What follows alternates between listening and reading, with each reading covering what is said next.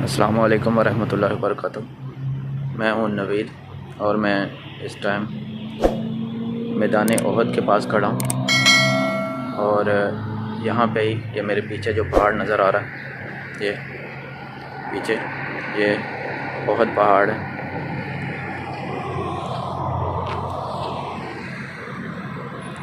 اور یہ میرے پیچھے اس سائڈ میں جو مسجد نظر آ رہی ہے، یہ یہاں پہ اس جگہ پہ مسجد نظر آ رہی ہے، مسجد شہدائے احد ہے۔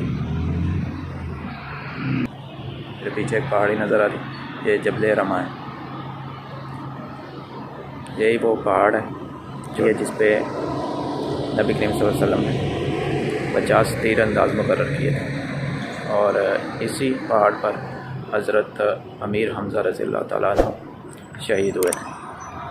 تو چلے میں آپ کو زیارت کرواتا ہوں ابھی میدان احد کی، اور یہیں پر شہداء کا قبرستان بھی ہے جس میں احد کے شہداء کی مبارک قبور ہیں۔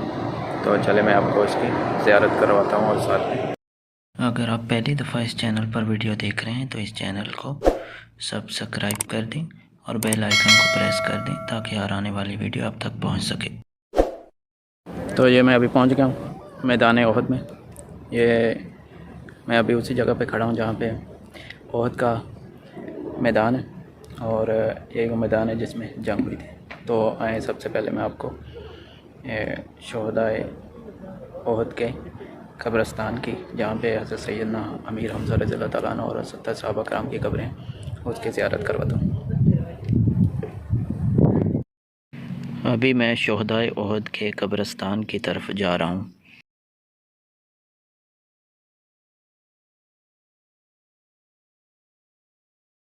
قبرستان کے ارد گرد فینس لگائی گئی ہے۔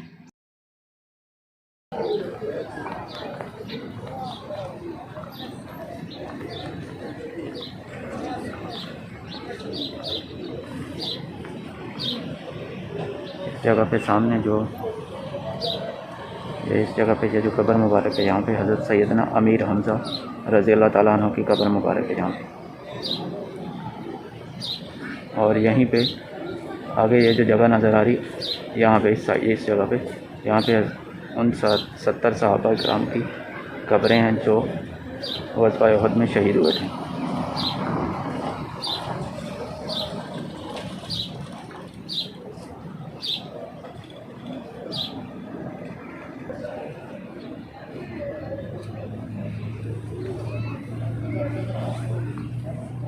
یہ یہاں پہ اس جگہ پہ یہ شہداء احد کے جو 70 صحابہ تھے ان کی قبریں یہ سامنے اس جگہ پہ، اور یہ حضرت سیدنا امیر حمزہ رضی اللہ تعالیٰ عنہ کی قبر پر یہاں پہ۔ اور یہاں پہ جو ہے یہ مسجد شہداء احد ہے۔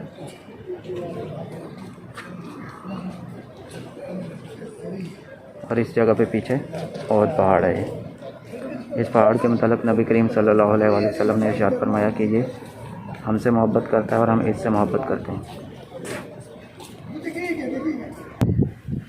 یہ میں ابھی جبل رما کے اوپر جا رہا ہوں۔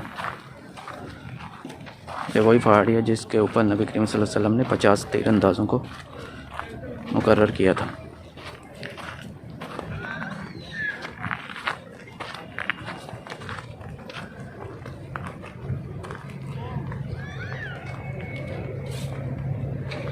یہ غزوہ احد جو ہے یہ غزوہ بدر کے بعد ہوا۔ تو جب مسلمانوں کو اللہ تعالیٰ نے فتح نصیب کی غزوہ بدر میں، اور کافر جو ہیں وہ بہت سارے کافر سردار جو ہیں وہ غزوہ بدر میں مارے گئے، اور کچھ بھاگ گئے اور کچھ جو ہیں وہ قید ہو گئے۔ تو مکہ والوں نے مسلمانوں سے بدلہ لینے کا فیصلہ کیا، اور تقریباً 1 سال کے اندر انہوں نے اس کی تیاری مکمل کی۔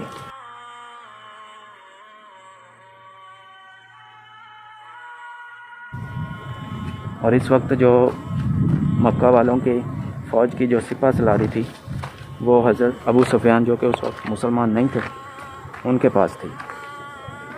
تو ابو سفیان کی قیادت میں مکہ والوں نے 3000 کا لشکر لے کر مسلمانوں پر حملہ کیا۔ حملہ کرنے کے بعد تو یہ میں ابھی جبل رما پہ پہنچ گیا۔ تو مکہ والوں نے جب مسلمانوں پر حملہ کی تیاری کی تو نبی صلی اللہ علیہ وسلم کو اس بات کی خبر ہوئی۔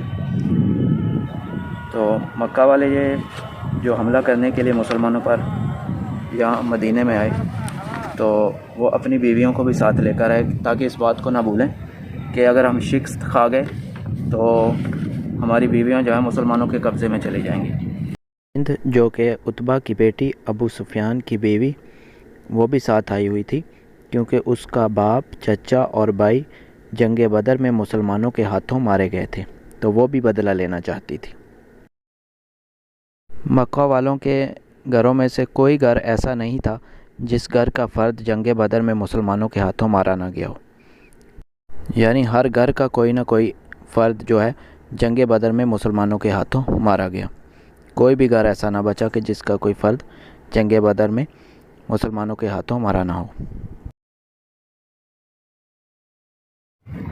تو جب یہ مکہ والے جنگ کے لیے یہاں پہنچے تو نبی کریم صلی اللہ علیہ وآلہ وسلم نے صحابہ کرام رضی اللہ تعالیٰ عنہ سے مشورہ کیا کہ مدینہ کے اندر رہ کر مقابلہ کیا جائے یا مدینہ سے باہر نکل کر۔ تو وہ لوگ جو جنگ بدر میں فتح کے بعد مسلمان ہوئے تھے ان کی تعداد زیادہ تھی اور ان کا جوش و خروش بھی بہت زیادہ تھا۔ تو ان لوگوں کی بات مانتے ہوئے نبی کریم صلی اللہ علیہ وآلہ وسلم نے مدینہ سے باہر نکل کر مقابلہ کرنے کا فیصلہ کیا۔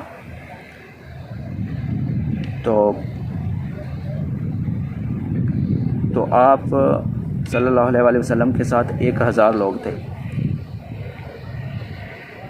اسی لشکر میں ابن امی اس کے بھی 300 آدمی تھے۔ تو اس نے یہ کر نبی کریم صلی اللہ علیہ وسلم کا ساتھ چھوڑ دیا کہ جب ہماری بات ہی نہیں ماننی تو ہمارے لڑنے کا کیا فائدہ، کیونکہ ابن امی نے کہا تھا کہ مدینہ کے اندر رہ کر ہی کفار کا مقابلہ کیا جائے، اور نبی کریم صلی اللہ علیہ وآلہ وسلم کی خود بھی یہی رائے تھی، لیکن لوگوں کی کثرت جو تھی وہ یہ چاہ رہی تھی کہ مدینہ سے باہر نکل کر لڑا جائے، تو اس لیے آپ نے ان کی بات کو ترجیح دی۔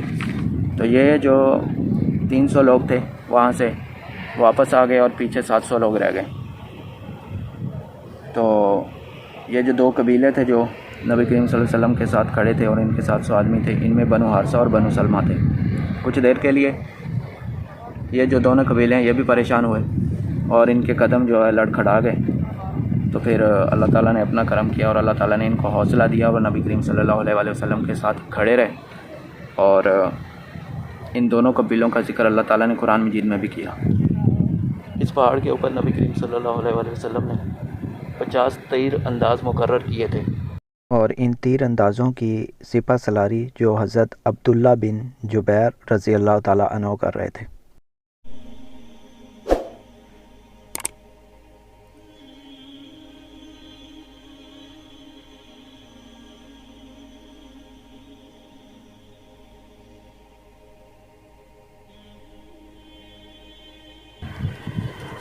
لیکن جب مسلمانوں نے دیکھا کہ کفار جو ہیں وہ ہار رہے ہیں اور مسلمان جیت رہے ہیں تو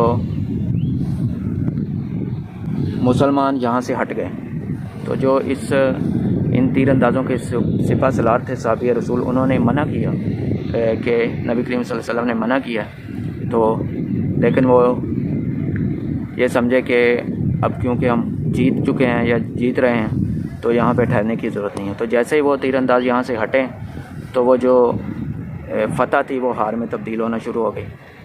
تو ہوا یہ کہ جب جنگ احد میں اور کافر جو بھاگ رہے تھے ان میں حضرت خالد بن ولید جو کہ اس ٹائم مسلمان نہیں ہوئے تھے، تو وہ بھی 100 لوگوں کی سپہ سالاری کر رہے تھے۔ تو جب انہوں نے دیکھا کہ یہ جگہ خالی ہے تو انہوں نے اپنے 100 آدمی لے کر یہاں سے مسلمانوں پر چڑھائی کر دی، اور جب انہوں نے یہاں سے مسلمانوں پر حملہ کیا تو مسلمانوں کی جو فتح ہے وہ شکست میں تبدیل ہونا شروع ہو گئی، اور تقریباً کوئی 70 کے قریب صحابہ جو ہیں وہ شہید ہوئے، اور اسی جنگ میں حضرت امیر حمزہ رضی اللہ تعالیٰ عنہ آپ بھی شہید ہوئے۔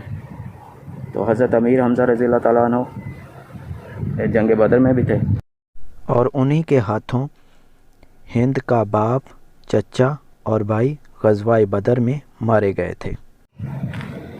تو اس وجہ سے اس نے ایک اپنے غلام جس کا نام ویشی تھا اس کو تیار کیا کہ میں تمہیں انعام سے نوازوں گی اگر تم حضرت امیر حمزہ رضی اللہ تعالیٰ عنہ کو شہید کر دو اور ان کا جو جگر ہے وہ نکال کر مجھے دو۔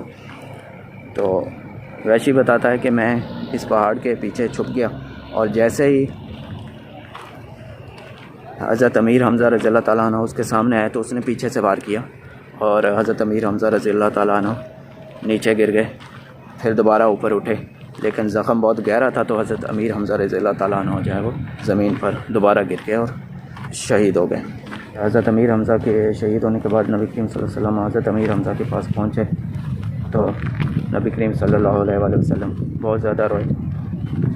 تو اور حضرت امیر حمزہ کو یہ ٹائٹل بھی ملا کہ آپ اللہ اور اللہ کے رسول صلی اللہ علیہ وآلہ وسلم کے شیر۔ تو یہ تھا احد کا واقعہ جو میں نے مختصراً بیان کیا۔ تو اگر آپ کو میری یہ ویڈیو اچھی لگی ہو، اگر آپ اس چینل پر نئے تو اس چینل کو سبسکرائب کریں، لائک اور کمنٹ بھی کریں اور زیادہ سے زیادہ شیئر کریں۔ تو یہ میں ابھی لاسٹ پہ آپ کو ایک دفعہ پھر بتاتا ہوں، ابھی میں اس ٹائم جبل رحمہ پہ ہوں۔ تو یہ جبل رحمہ کے سامنے یہ جو مسجد نظر آ رہی ہے یہ مسجد شہدائے احد ہے، اور اس جگہ پہ سامنے یہ جو میدان نظر آ رہا ہے اسی میدان کے اندر یہاں پہ حضرت امیر حمزہ رضی اللہ تعالیٰ عنہ اور صحابہ کرام رضی اللہ تعالیٰ عنہ کی مبارک قبریں ہیں۔ ایک طرف حضرت امیر حمزہ کی قبر مبارک ہے، دوسری طرف جو ہے وہ 70 صحابہ رضی اللہ تعالیٰ عنہ کی قبریں اس میدان کے اندر ہے۔ اس کو فینس لگا دیجیے۔ اور یہ جو سامنے پہاڑ نظر آ رہا ہے یہاں پہ یہ پہاڑ، یہ سارا جو ہے یہ جبل احد ہے، یہاں پہ یہ سارا جبل احد۔ تو اس پہاڑ کے متعلق نبی کریم صلی اللہ علیہ وآلہ وسلم نے ارشاد فرمایا تھا کہ یہ ہم سے محبت کرتا ہے اور ہم اس سے محبت کرتے ہیں۔ اور یہ بھی سنا ہے کہ یہ پہاڑ جنتی پہاڑ ہے، اور یہاں سے یہ مدینہ شریف کا ویو نظر آ رہا ہے اس سائڈ سے، یہ سارا مدینہ سٹی ہے اس سائڈ میں، یہ سارا۔